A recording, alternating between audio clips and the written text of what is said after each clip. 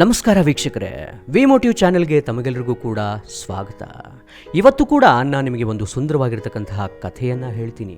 ಜೀವನದಲ್ಲಿ ನಮಗೆ ಬರುವ ಅವಕಾಶಗಳು ನಮ್ಮ ತಪ್ಪಿನಿಂದ ಹೇಗೆ ಕೈ ತಪ್ಪಿ ಹೋಗುತ್ತೆ ಅನ್ನೋದು ಈ ಕಥೆಯ ತಿರುಳು. ಒಂದೂರಿನಲ್ಲಿ ಓರ್ವ ಯುವಕನಿದ್ದ. ಆತನಿಗೆ ಜೀವನದಲ್ಲಿ ತಾನು ಮುಂದೆ ಬರಬೇಕು, ಏನಾದರೂ ಸಾಧಿಸಬೇಕು, ಹಣ ಮಾಡಬೇಕು ಎಂದು ಆಸೆ ಇತ್ತು.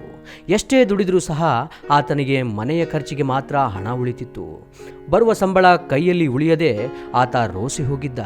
ಹೀಗಿರುವಾಗ ಒಂದು ದಿನ ಆತನಿಗೆ ಆತನ ಗುರುಗಳು ಸಿಗ್ತಾರೆ. ಗುರುಗಳ ಮುಂದೆ ತನಗಾಗುತ್ತಿರುವ ತೊಂದರೆಯೆಲ್ಲವನ್ನ ಆತ ಹೇಳಿಕೊಳ್ತಾನೆ. ಆಗ ಗುರುಗಳು ಆತನನ್ನ ಒಂದು ದೊಡ್ಡ ಸರೋವರದ ಬಳಿ ಕರೆದುಕೊಂಡು ಹೋಗ್ತಾರೆ. ಅಲ್ಲಿ ಗುರು ಶಿಷ್ಯನಿಗೆ ಹೀಗೆ ಹೇಳ್ತಾರೆ, ನೋಡು, ಇಲ್ಲಿ ಸಾಕಷ್ಟು ಕಲ್ಲುಗಳಿವೆ. ಈ ಕಲ್ಲುಗಳೆಲ್ಲವೂ ಸಹ ತಂಪಾಗಿರುತ್ತವೆ. ಆದರೆ ಒಂದೇ ಒಂದು ಕಲ್ಲು ಸದಾ ಬಿಸಿಯಾಗಿರುತ್ತೆ. ಆ ಕಲ್ಲನ್ನು ಹುಡುಕು. ಆ ಕಲ್ಲು ನಿನ್ನ ಕೈಗೆ ಸಿಕ್ಕ ಮರುಕ್ಷಣವೇ ನಿನ್ನ ಅದೃಷ್ಟ ಬದಲಾಗುತ್ತೆ ಎಂದರು. ಸಾಕಷ್ಟು ಸಂಪತ್ತು ನಿನ್ನ ಹುಡುಕಿಕೊಂಡು ಬರುತ್ತೆ ಎಂದರು. ಆಗ ಯುವಕ ಸರಿ ಗುರುಗಳೇ ಎಂದು ಹುಡುಕಾಟ ಪ್ರಾರಂಭ ಮಾಡಿದ. ಮೊದಲ ದಿನ ಸುಮಾರು 6 ಗಂಟೆ ಹಾಗೂ ಎರಡನೇ ದಿನ ಸುಮಾರು 5 ಗಂಟೆ ಮತ್ತು ಮಾರನೇ ದಿನ ಸುಮಾರು 7 ಗಂಟೆ ಬಿಸಿ ಕಲ್ಲಿಗಾಗಿ ಯುವಕ ಹುಡುಕಾಟ ಪ್ರಾರಂಭ ಮಾಡಿದ. ಬಿಸಿ ಕಲ್ಲು ಹುಡುಕಾಡುವ ಕಾಯಕ ಆತನ ನಿತ್ಯ ಕೆಲಸವಾಗಿಬಿಡ್ತು. ದಿನ ಬೆಳಗ್ಗೆ ಮನೆಯಿಂದ ಬಂದು ನಿತ್ಯ ಕಲ್ಲು ಹುಡುಕುವುದು ಅವನ ನಿತ್ಯದ ಕಾಯಕವೇ ಆಗ್ಬಿಡ್ತು. ಆತ ಕಲ್ಲುಗಳನ್ನು ಮುಟ್ಟಿ ನೋಡಿ ತಂಪಾದ ಕಲ್ಲು ಸ್ಪರ್ಶವಾದ ತಕ್ಷಣ ಅವುಗಳನ್ನು ಸರೋವರಕ್ಕೆ ಬಿಸಾಡುತ್ತಿರುತ್ತಾನೆ. ಅವನ ಲೆಕ್ಕಾಚಾರದಲ್ಲಿ ಮತ್ತದೇ ಕಲ್ಲು ತನ್ನ ಕೈಗೆ ಸಿಕ್ಕಿ ತನ್ನ ಲೆಕ್ಕಾಚಾರ ತಲೆ ಕೆಳಗಾಗಬಾರದು ಎಂದು ಆತ ಲೆಕ್ಕ ಹಾಕ್ಕೊಂಡಿದ್ದ. ಹೀಗಾಗಿ ಆತ ಕಲ್ಲುಗಳನ್ನು ಸ್ಪರ್ಶ ಮಾಡಿ ನೋಡಿ ತಂಪಾಗಿದ್ದರೆ ಅದನ್ನು ನೇರವಾಗಿ ಸರೋವರಕ್ಕೆ ಎಸೆದು ಬಿಡ್ತಾ ಇದ್ದ. ಈ ಕೆಲಸದಲ್ಲಿ ಆತ ನಿರತನಾಗಿ ಸುಮಾರು ತಿಂಗಳುಗಳೇ ಕಳೆದು ಹೋದವು.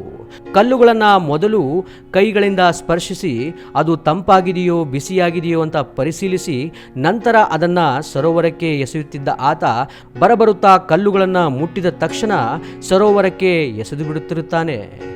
ಹೀಗೆ ಆತನಿಗೆ ಅದು ರೂಢಿಯೇ ಆಗ್ಬಿಟ್ಟಿತ್ತು. ಹೀಗೆ ಮಾಡುವ ಸಂದರ್ಭದಲ್ಲಿ ಒಂದು ದಿನ ಗುರುಗಳು ಹೇಳಿದ ಬಿಸಿ ಕಲ್ಲು ಆತನ ಕೈಗೆ ಸಿಕ್ಕಿಬಿಡುತ್ತೆ. ಆದರೆ ಅದನ್ನು ಸರಿಯಾಗಿ ಪರಿಶೀಲನೆ ಮಾಡುವ ಸೌಜನ್ಯತೆ ಇರದ ಆತ ಕಲ್ಲುಗಳನ್ನು ಸರೋವರಕ್ಕೆ ಎಸೆಯುವ ರೂಢಿಯಿಂದ ಆ ಕಲ್ಲನ್ನು ಸಹ ಸರೋವರಕ್ಕೆ ಎಸೆದು ಬಿಡುತ್ತಾನೆ. ಹಾಗೆ ಕಲ್ಲನ್ನು ಎಸೆದು 2 ರಿಂದ 3 ಸೆಕೆಂಡಿಗೆ ಆತನಿಗೆ ಅದು ಬಿಸಿ ಕಲ್ಲು ಎಂದು ಅರಿವಿಗೆ ಬರುತ್ತೆ. ಆದರೆ ಇಷ್ಟು ತಿಂಗಳುಗಳ ಕಾಲ ಆ ಬಿಸಿ ಕಲ್ಲಿಗಾಗಿ ಅವನ ಹುಡುಕಾಟ ಕೈತಪ್ಪು ಹೋಯಿತು. ಬಂದಿರುವಂತಹ ಅವಕಾಶ ಕೈತಪ್ಪು ಹೋಯಿತು.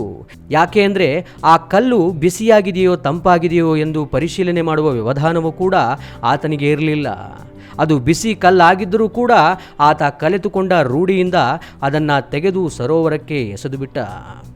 ಸ್ನೇಹಿತರೆ, ಈ ಕಥೆಯ ತಾತ್ಪರ್ಯ ಇಷ್ಟೇ. ನಮ್ಮ ಜೀವನದ ಪ್ರತಿಯೊಂದು ದಿನವೂ ಸಹ ಹೊಸ ಅವಕಾಶದ ಬಾಗಿಲು ತೆಗೆಯುತ್ತಲೇ ಇರುತ್ತೆ. ಆ ಬಿಸಿ ಕಲ್ಲು ಒಂದು ಅವಕಾಶ ಇದ್ದ ಹಾಗೆ. ಜೀವನದಲ್ಲಿ ಅವಕಾಶಗಳನ್ನು ಮಿಸ್ ಮಾಡಿಕೊಂಡ ನಂತರವೇ ನಮಗೆ ಅರಿವಾಗುತ್ತೆ, ಆ ದಿನ ನಾನು ಹಾಗೆ ನಡೆದುಕೊಳ್ಬಾರ್ದಿತ್ತು, ಆ ಸಮಯಕ್ಕೆ ಅದನ್ನು ಸದುಪಯೋಗ ಮಾಡಿಕೊಳ್ಳಿಲ್ಲ. ಹೀಗೆ ನಾನಾ ರೀತಿಯಾಗಿ ನಾವು ಮರೆತಾನೇ ಇರ್ತೀವಿ. ಹಾಗೆಯೇ ನಮ್ಮ ಅಭ್ಯಾಸ ಬಲದಿಂದ ನಮಗೆ ಬರುವ ಎಷ್ಟೋ ಅವಕಾಶಗಳನ್ನು ನಾವೇ ನಮ್ಮ ಕೈಯಾರ ಹಾಳು ಮಾಡ್ಕೊಳ್ತೀವಿ.